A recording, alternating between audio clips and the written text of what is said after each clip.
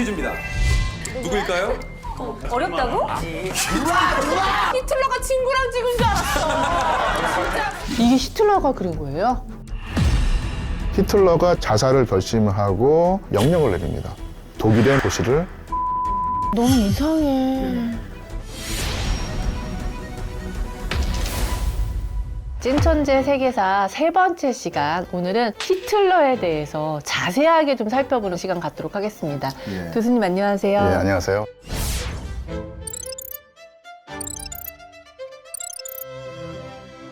히틀러에 대해서는 뭐 모르는 사람이 없을 거예요. 그렇죠. 조금 더 자세하게 알고 싶은 부분은 히틀러는 왜 그렇게 유대인들을 증오했는지, 죽이려고 그러고 없애려고 했는지. 히틀러가 유대인을 600만 명이나 학살했다. 뭐 이런 사실을 알고 나서 이 사람은 뭐 정신병자 아니냐, 내지 사이코 아니냐, 뭐 이런 식의 생각을 하고 있는데 히틀러는 되게 정상적인 사람이었다고 볼 수 있거든요. 그 정상적인 사람이 그런 악행을 저질렀을까를 제대로 알려면 조금 더 그 역사 속으로 좀 깊이 들어가야 됩니다.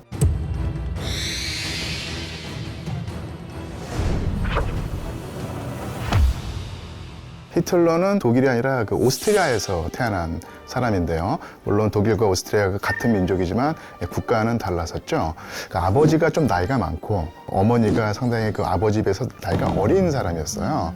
뭔가 가정에 어려서부터 문제가 있지 않았느냐 뭐 이렇게 생각하기 쉬운데 그런 건 아니었고요.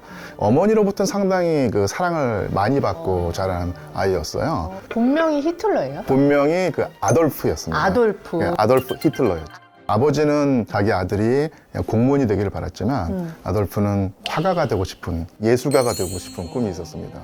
에? 이게 그림이 사진 아니고? 예. 이게 히틀러가 그린 거예요? 그 천재급의 화가는 아니었지만 사실대로 그 리얼하게 묘사하는 재주는 있었죠. 미술학교에 들어가려고 지원을 했는데 여러 차례 낙방을 했죠. 노숙까지 할 정도로 어려운 젊은 시절을 보냈죠. 예, 특별하게 뭐 이 사람이 아주 악인이 될 어떤 싹은 보이지 않았죠. 히틀러가 왜 그런 악행을 자행할 수 있는 위치까지 가게 됐는가. 가장 중요한 사건이 바로 제1차 세계대전입니다.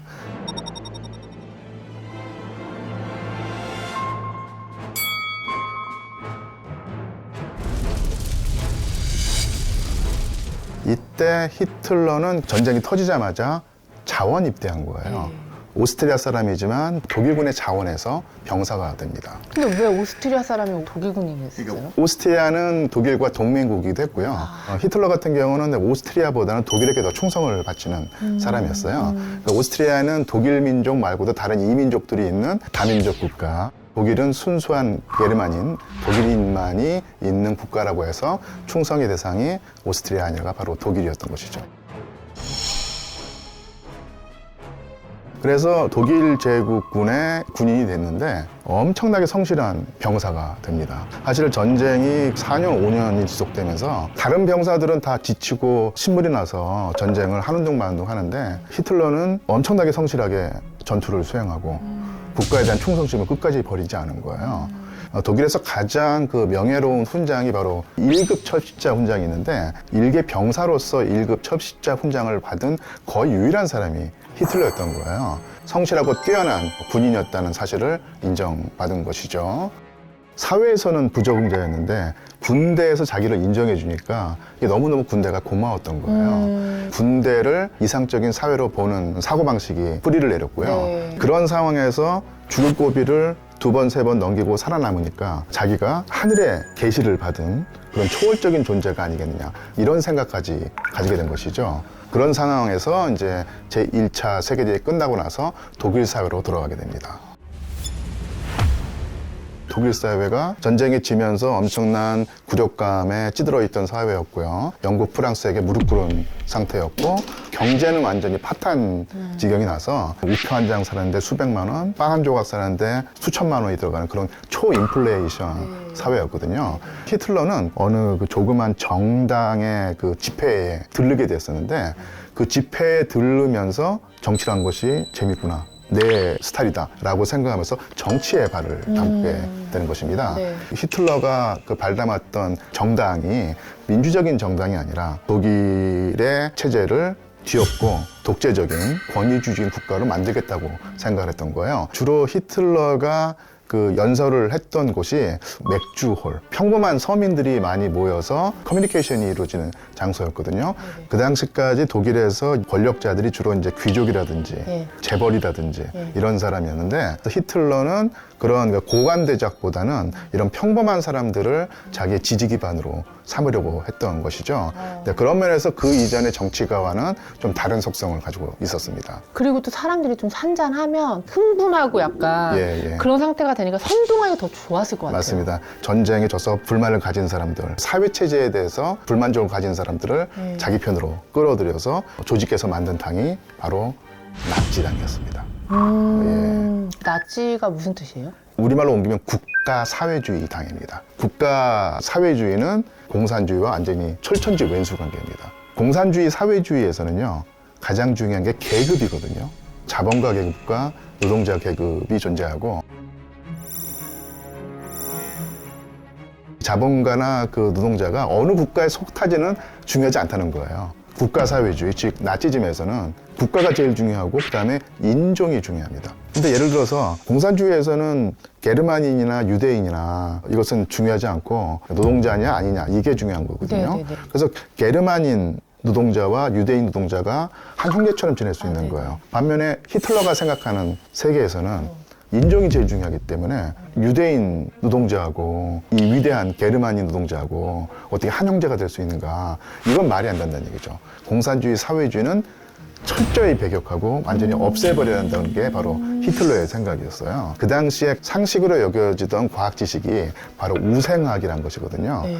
어떤 유전자에는 좋은 유전자가 있고 나쁜 유전자가 있다는 거예요. 네네. 좋은 유전자를 가진 사람이 살아남고 나쁜 유전자를 가진 사람들을 다 없애버려야지 인류가 발전한다고 봤거든요. 독일인, 그러니까 게르만인이 최고의 어떤 인종으로서 지배를 해야 되고 다른 인종들은 그 지배를 받아야 한다는 거예요. 히틀러가 생각할 때 유대인들이 독일에서 반드시 없애버려야 한다고 생각을 했던 것이죠. 그러니까 이런 식의 사고방식을 과학적으로 떠받쳐주는 게 우생학이었다는 얘기입니다. 저 근데 교수님, 그 당시 독일에는 아프리카인들도 있었을 거고 또 아시아 사람들도 있었을 거고 자기네 인종이 아닌 다른 사람들도 다 같이 있었을 텐데 유대인만을 그렇게 학살했던 거예요. 독일에도 당시에 뭐 흑인종이라든지 황인종이라든지 그 사람들이 있었는데 숫자가 많지 않았고요. 반면에 유대인들은 상대적으로 꽤 많은 인구 집단을 형성했고요. 독일 사람들은 이제 그리스도교, 유대인들은 유대교라고 하는 다른 종교를 믿고 있었기 때문에 서양에서 이 종교가 다르다는 것은 오늘날 우리 사회에서 국적이 다르다는 것과 거의 똑같은 거예요. 그래서 이질적인 존재로 비춰져 왔고요. 유대인들은 우리 예수 그리스도를 죽인 그런 사악한 인종이다. 이런 식으로 종교적인 편견이 유대인 전체에 대한 반감이라든지 미움으로 됐고요.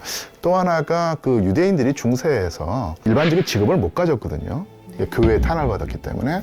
그래서 그리스도교인들이 하지 않으려고 하는 직업만 남았기 때문에 어떤 직업이요? 바로 고리대금, 돈놀이였던 것이죠. 네네네. 이 일수하는 이런 역할을 했던 사람들이 유대인이었던 거예요. 네네. 그래서 그런 사람들이 일반 서민들에게는 우리의 고열을 빨아먹는 나쁜 존재가 느껴지는 거예요. 전쟁이 끝나고 난 다음에 완전히 경제가 파탄돼서 너무너무도 살기 힘들어졌지 않습니까? 네네. 그때 사람들이 그 희생양으로 지목된 경우가 대개는 유대인이었다는 얘기죠. 1929년에 큰 사건이 터집니다. 세계 대공황이 터지죠. 미국에서 촉발된 공황이 전 세계 자본주의 국가에 퍼지게 되는데 가장 직격탄을 맞은 나라가 바로 독일이었던 거예요. 그러니까 영국이라든지 프랑스 같은 경우는 식민지를 가지고 있기 때문에 경제 위기에서도 근근히 버틸 수 있었는데 독일은 그런 식민지도 없는 상태였고 그래서 이제 독일 국민들이 민주적인 정당보다는 극단적인 정당을 찾게 되는 거예요. 정당이 두 개였습니다. 공산당, 하나가 뭐냐면 나치당. 네. 그래서 거리에서 공산당원들과 나치당이 막 싸우기도 하고요. 부자들이나 귀족들이 공산당이 만약에 집권하게 되면은 재산을 다 빼앗아서 빼앗고, 예. 골고루 나눠 갖자 이런 거잖아요. 엄청난 공포심을 가지고 있었죠. 예. 그러면 공산당을 억제해줄 정치 세력이 필요한데 거리에서 공산당과 나치당이 싸우는 모습을 보니까 나치당을 키워줘야지 공산당을 제압할 수 있다 생각을 해가지고 뒷배를 봐주고 자금을 내주고 키워준 것이죠. 1933년에 이제 선거가 치러지게 되는데요. 비약적인 성당을 한 당이 바로 나치당입니다. 군소정당이었었는데 어느 틈에 그 대중들을 자기 편으로 끌어들였고 재벌과 귀족들의 어떤 지지를 받으면서 힘을 키워서 가장 많은 국회의원을 가진 정당이 됐던 거예요.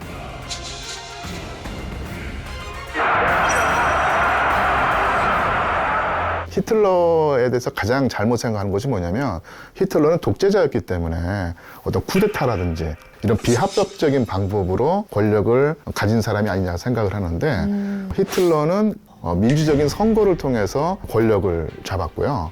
최고 권력자가 된 다음에 나치당 국회의원이 히틀러에게 법령을 만들 수 있는 권한을 주는 거예요. 그러니까 우리나라로 치자면 이 대통령에게 법까지 만들 수 있는 권한까지 준 겁니다. 너무 무섭다. 그 다음에 하는 것은 뭐냐면 유대인들을 차별하고 유대인들을 억압하는 국가 법령을 만드는 거예요. 공무원 중에서 유대인이라고 하면 다 내쫓는 겁니다. 독일 민주주의가 자멸의 길로 들어가는 것이죠. 그럼 그때 예. 못 살겠다고 독일을 떠난 유대인들은 살았고 예. 그래도 남아있었던 사람들이 그렇게 처참하게 죽음을 당한 맞습니다. 거죠? 예.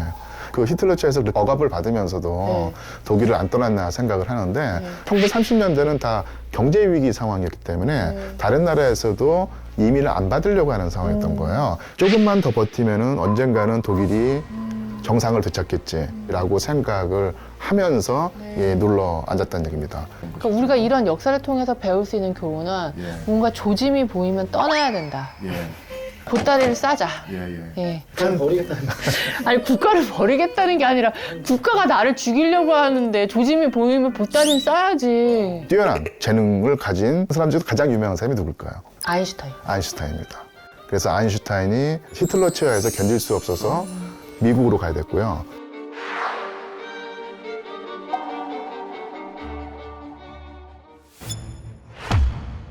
(1939년에) 히틀러가 폴란드를 침공하면서 제2차 세계대전이 일어났거든요. 그 당시에 독일이 경제권에서 되게 하위에 있는 나라였다고 하는데 예, 예. 또 폴란드는 왜 침공을 한 거예요? 1933년 권력을 잡은 다음에 히틀러가 국가 경제를 개조합니다. 어떤 식으로 국가 경제를 돌리냐면요.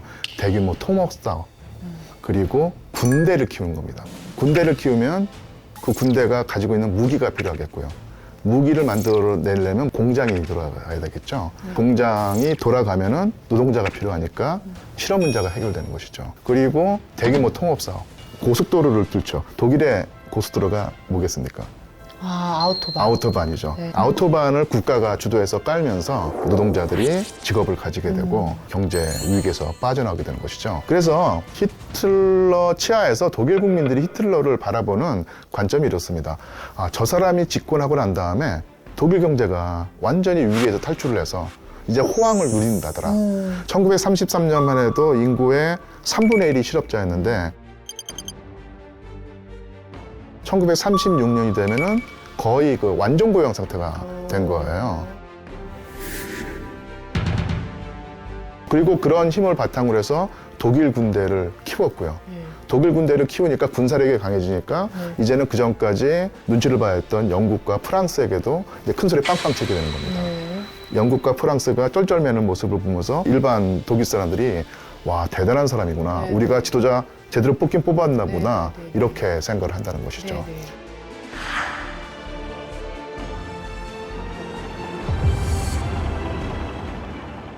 그리고 폴란드가 옛날에 영국과 프랑스의 등을 업고 독일을 못 살게 굴었던 일진으로 보였던 거예요. 가장 많은 유대인들이 또 몰려 사는 곳도 바로 폴란드였습니다. 아주 짧은 기간 동안에 폴란드를 완전히 제압을 해버렸고요. 그 다음에 프랑스를 공격합니다. 6주 만에 점령을 하고 독일까지 그렇게 점령을 해버리니까 독일 국민은 난리가 났겠네요. 맞죠. 예. 근데 문제는 이제 거기서부터 시작이 됩니다. 히틀러 입장에서는 자기는 그야말로 별 볼 일 없는 인생이었는데 위기에 빠진 독일을 구해냈고 그 밉살스러운 유대인들을 억눌렀고 우리 보통 사람은 사람을 해치거나 죽이면 안 된다고 하는 그런 당연한 상식을 가지고 있을 텐데 이런 것은 평범한 사람들의 윤리이고 도덕이고 자기는 보통 인간이 아니다. 가장 뛰어난 인간이다. 라고 하는 이제 교만한 마음을 가지게 됐던 거예요.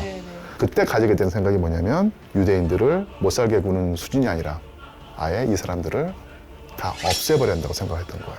수용소에 가둬서 일할 수 있는 사람만 살려도 나머지는 가스실에 집어넣어서 죽이고 나머지 사람도 서서히 뭐 굶어 죽인다든지 유대인 절멸 정책을 펼쳐서 전쟁 기간 동안에 600만 명이 죽음을 당하게 된 것이죠. 유대인들이. 그 나머지 사람들이 예. 반대를 한다거나 예. 그럴 수 있는 분위기가 아니었던 거예요? 아니면 다 같은 생각이었던 거예요? 히틀러가 그렇게 전체 유럽을 상대로 패권을 차지하고 승승장구한을 보면서 히틀러는 정말로 위대한 인간이다. 그런 위대한 인간이 하는 행동은 옳지 않겠느냐 이렇게 생각을 했던 거예요. 그런 점에서 아주 엄밀한 의미에서 보면은 독일 국민들이 히틀러와 공범자라고까지 말할 수 있는 것이죠. 그러니까 여기서 우리가 배워야 될 교훈은 영웅을 숭배하는 순간 민주주의는 파괴된다. 이런 교훈을 얻을 수 있죠. 네. 마지막 남은 국가가 하나 있었어요. 유럽에서. 히틀러에게 무릎 꿇지 않은 국가. 그 나라가 어디였을까요? 이 동쪽에 있는 큰 나라. 러시아요? 네, 러시아입니다. 최고 통치자가 이제 스탈린이었을 텐데요. 네. 처음에는 서로 침공하지 않겠다. 일시적으로 평화 조약을 불가침 조약을 맺고 전쟁을 했던 것입니다. 근데 영국과 프랑스를 제압해 놓으니까 이제는 소련을 공격할 때가 됐다라고 하면서 불가침 조약을 깨고 기습 공격을 했던 것이죠. 그 거대한 나라가 프랑스가 무너지는 것처럼 계속 연전연패하면서 모스크바까지 함락당할 위기에 처했던 거예요. 이게 1941년 가을 무렵이거든요. 근데 히틀러가 오판을 하게 된 것은 뭐냐면요. 생각한 것 이상으로 스탈린이 저항을 했던 것이죠. 그래서 전쟁이 장기전으로 가버립니다. 1943년이 되면서는 독일의 힘이 서서히 빠지게 되고요. 결국 모스크바를 점령하지 못하고 영국, 미국, 소련이 삼각 동맹 체제를 유지하면서 독일을 포위하고 난타하기 시작을 했던 것이죠. 그런 상태에서 결국 1945년 4월 말이 되면은 베를린까지 뺏기게 될 상황이었고요. 이때 히틀러는 지하 구조물에서 근근히 목숨을 유지하는 상황이었죠.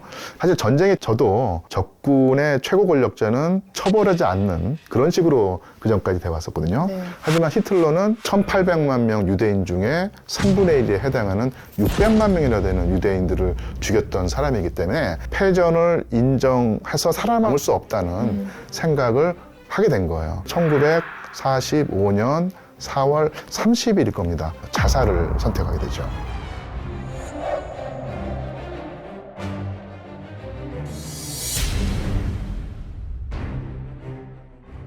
근데 또 하나 또 히틀러다운 행동일 수 있는데요.